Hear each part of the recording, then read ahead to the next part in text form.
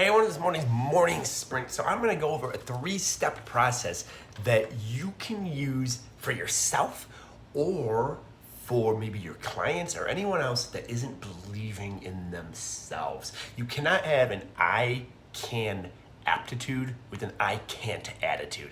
So what does that mean? It means that we all have the aptitude to be successful. We all have that aptitude. But if our attitude is going to dictate whether we use and fulfill the capacity of that aptitude. So how can we build belief? Because we do what we believe we can, period.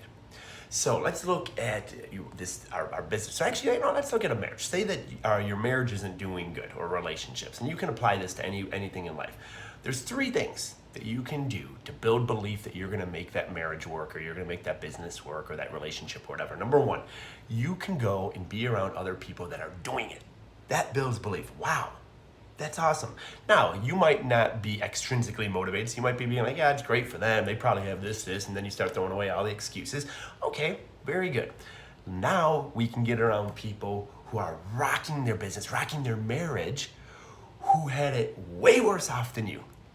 That's what I love. I love listening to Tony Robbins' story. I love listening to Oprah Winfrey's story. I love listening to Rachel's story. That's Erica's mentor. And there's this one story after another. College dropouts, abused, grew up without a family, grew up, in the inner city, just not in a really good environment, who all are killing it.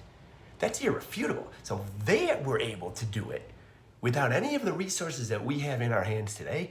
Then man, sign me up. Sign me up. If I love saying, like, if I do half as much as what them people do, then I'm gonna be just fine. I'm gonna help a lot of people. So that would be second. Now you could still be like, well, those are 1 in a million, and they're not, by the way.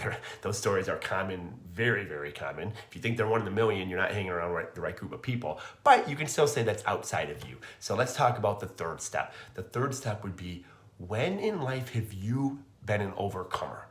When in life have you had an unexpected challenge? Maybe it's 2020. Did anyone expect 2020? And guess what? We got air in our lungs right now. We're living, we're growing, we're breathing. None of us could expect that. Some of you, that was your hardest thing that you ever conquered. So if you conquered 2020, what's making you think that you lack belief in launching your own nutrition coaching business? You just conquered 2020. That's nothing. Launching a business is nothing compared to that. So look at other areas in your life, intrinsically in your heart, where you have been that overcomer. You have conquered something and come out on the other end. When you were in a valley and you climbed out and you got to that mountain, and then you led people from the valley up into that mountain, because you've already done it. And that is the best evidence that you can provide for self-belief, is times that you've already conquered it, so you can absolutely conquer this.